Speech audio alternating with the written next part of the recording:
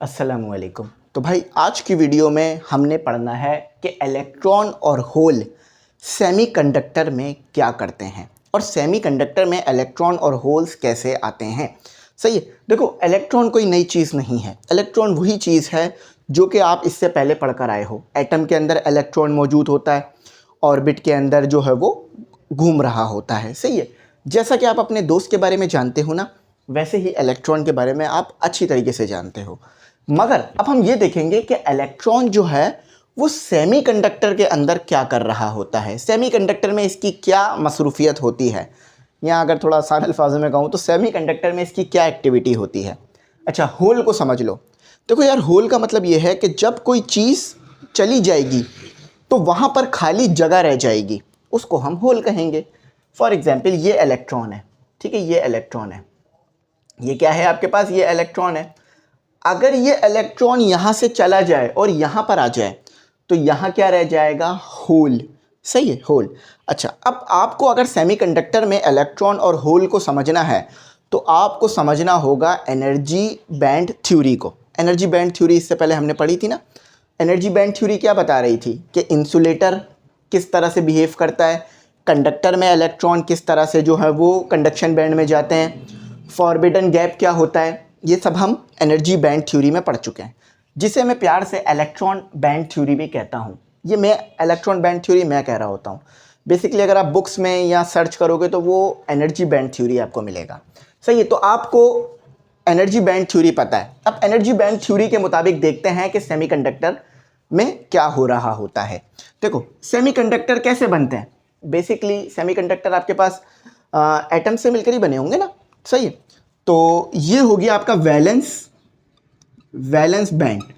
अच्छा, अब valence band में बता देता हूँ क्या होता है और कंडक्शन बैंड में बता देता हूँ। देखो, एटम है आपके पास, ठीक है।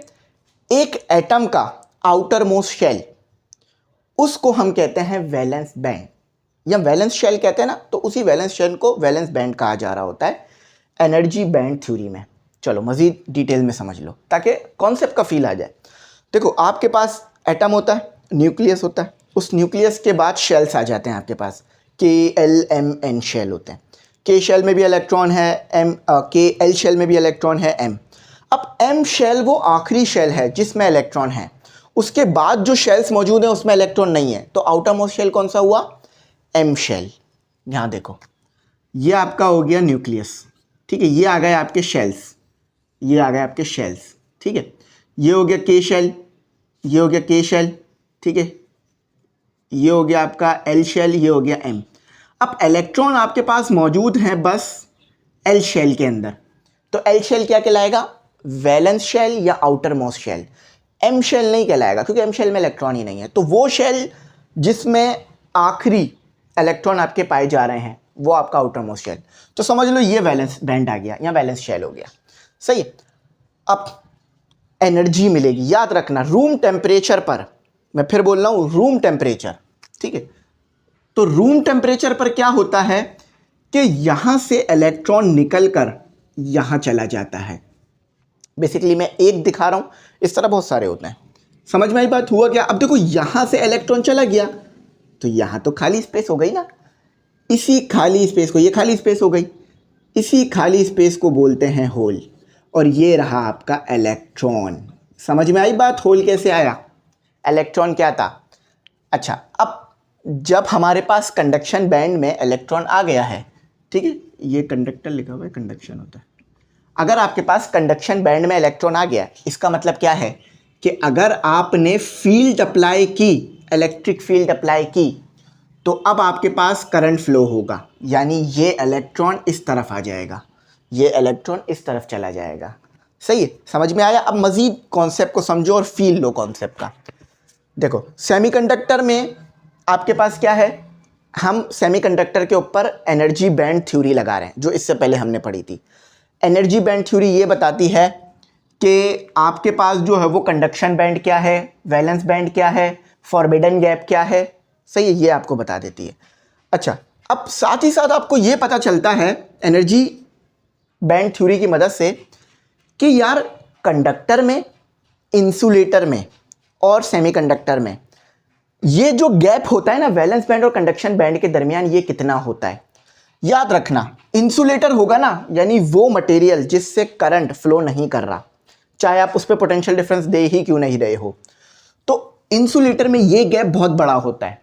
इस गैप के बड़े होने की वजह से एनर्जी का डिफरेंस है, बेसिकली ये कुछ नहीं है, ये एनर्जी का आपके पास डिफरेंस है, ठीक है, डिफरेंस।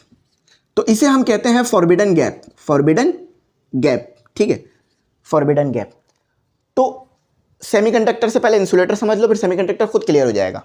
समझ लो ये इंसुलेटर है, तो एनर्जी गैप इतना ज़्यादा होगा कि आप इतनी एनर्जी नहीं दे पाओगे इलेक्ट्रॉन को कि इलेक्ट्रॉन यहां से उठकर यहां पर आ जाए और आप पोटेंशियल डिफरेंस दो। देखो, चाहे वोल्टेज कह लो या पोटेंशियल डिफरेंस कह लो, तो पोटेंशियल डिफरेंस दो तो आपका इलेक्ट्रॉन मूव कर जाए या करंट फ्लो कर जाए। ये इंसुलेटर की बात कर रहा हूं, ठीक है। इलेक्ट्रॉन वैलेंस बैंड से कंडक्शन बैंड में आ ही नहीं पाएगा। क्यों? क्योंकि एनर्जी का डिफरेंस बहुत ज़्यादा होगा। बात क्लियर हुई? बात समझ में आई? ठीक है। लेकिन अब हम बात कर रहे हैं किसकी? अब हम बात कर रहे हैं सेमीकंडक्टर की। सेमीकंडक्टर में क्या है, ये जो फॉरबिडन गैप होता है ये कम होता है, 0.3 टू 0.7 इलेक्ट्रॉन वोल्ट तक होता है आपके पास। तो अगर आप रूम टेम्परेचर पे भी रखते हो सेमीकंडक्टर को, फॉर एग्जांपल ये सेमीकंडक्टर है, इसको रूम टेम्परेचर पे रख दिया, अभी तो मेरे रूम में टेम्परेचर ज़्यादा हो रहा है, लेकिन नॉर्मल जो रूम टेम्परेचर होता है उस पर रख दिया, तो क्या होगा, इसके अंदर जो इलेक्ट्रॉन है वो वैलेंस बैंड से उठकर कंडक्शन बैंड में आ जाएंगे। क्यों? क्योंकि देखो आपके कमरे में एनर्जी मौजूद है ना, टेम्परेचर क्यों फील हो रहा है आपको? एनर्जी है, गर्माहट है। अगर गर्माहट नहीं होती, हीट नहीं होती, तो आपको कभी गर्मी फील ही नहीं होती। तो क्या होगा, ये जो इन्वायरमेंट में गर्मी मौजूद है ये इस कंडक्टर में भी जा रही है, तो क्या होगा, सेमीकंडक्टर में भी जा रही है। तो इसमें जो वैलेंस बैंड मौजूद है उससे इलेक्ट्रॉन्स उठकर कंडक्शन बैंड में आना शुरू हो जाएंगे। तो जब आप कंडक्शन बैंड में क्या करोगे, इलेक्ट्रिक फील्ड दोगे। याद रखना, इलेक्ट्रिक फील्ड पॉजिटिव से नेगेटिव की तरफ होती है। तो इलेक्ट्रॉन पे नेगेटिव चार्ज है, तो इलेक्ट्रॉन पॉजिटिव की तरफ चला जाएगा, पॉजिटिव प्लेट नेगेटिव चीज़ को अपनी तरफ अट्रैक्ट कर लेगी, सही है। तो आपका जो इलेक्ट्रॉन है वो पॉजिटिव प्लेट की तरफ जाने लग जाएगा, ठीक है। बात क्लियर हुई? अब यही चीज़ इंसुलेटर के लिए सोच के देखो।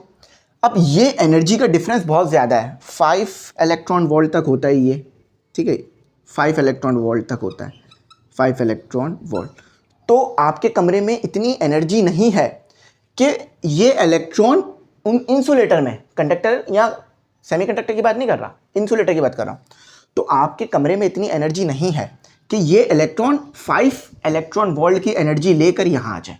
इंसुलेटर की बात कर रहा हूँ। हाँ, सेमीकंडक्टर में और कंडक्टर के अंदर इसके पास इतनी एनर्जी आ जाती है क्योंकि उसमें ये गैप बहुत कम होता है। सेमीकंडक्टर और कंडक्टर में ये गैप बहुत कम होता है, तो इलेक्ट्रॉन इजीली यहाँ से उठकर यहाँ आ जाता है। बात क्लियर हुई? कॉन्सेप्ट का फील आया? यही चीज़ मैंने आपको समझानी थी, यही डाउट मैंने आपके जो है वो क्लियर करने थे। तो मज़ीद इसको डिटेल में थोड़ा सा मैं पढ़ा देता हूँ आपको। अच्छा, मैंने फॉरबिडन गैप की स्पेलिंग नहीं लिखी थी, मैं फॉरबिडन गैप की स्पेलिंग लिख देता हूँ ताकि आप लोगों के लिए आसान हो जाए, ठीक है। ये यहाँ लिख रहा हूँ फॉरबिडन गैप। ये फॉरबिडन गैप क्या है? इन दोनों बैंड के दरमियान एनर्जी का डिफरेंस है। फिर याद रखना, फॉरबिडन गैप क्या है?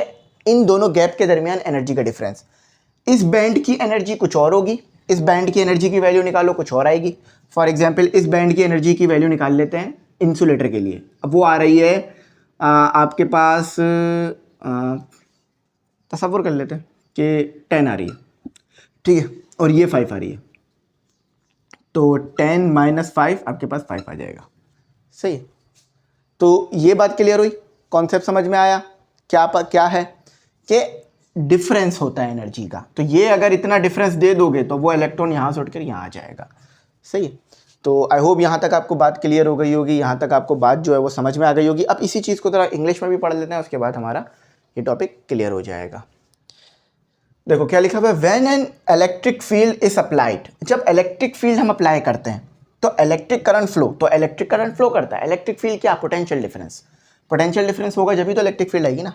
इज परफॉर्म इन 2 वेज, तो 2 काम हो रहे होते हैं। When the temperature is increase, जब टेम्परेचर इंक्रीज होता है सेमीकंडक्टर में। सेमीकंडक्टर यानी आपके पास सेमीकंडक्टर था, आपने लाके उसे कमरे में रख दिया, तो टेम्परेचर इंक्रीज़ होगा, है ना, कमरे का टेम्परेचर ज़्यादा है तो टेम्परेचर इंक्रीज़ होगा। टेम्परेचर के इंक्रीज़ होने की वजह से खुद इलेक्ट्रॉन उठकर यहाँ से यहाँ आना शुरू हो जाएंगे, ठीक है।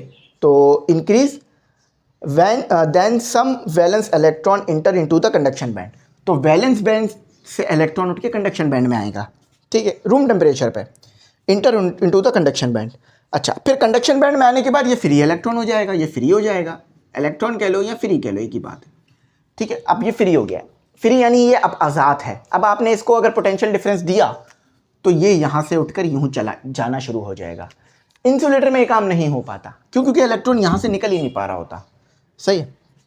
तो फ्री इलेक्ट्रॉन देन अ वैकेंट, अच्छा जब इलेक्ट्रॉन यहाँ से जाएगा तो क्या बचेगा, वैकेंट स्पेस, वैकेंसी, जिसे हम प्यार से बुलाते हैं होल।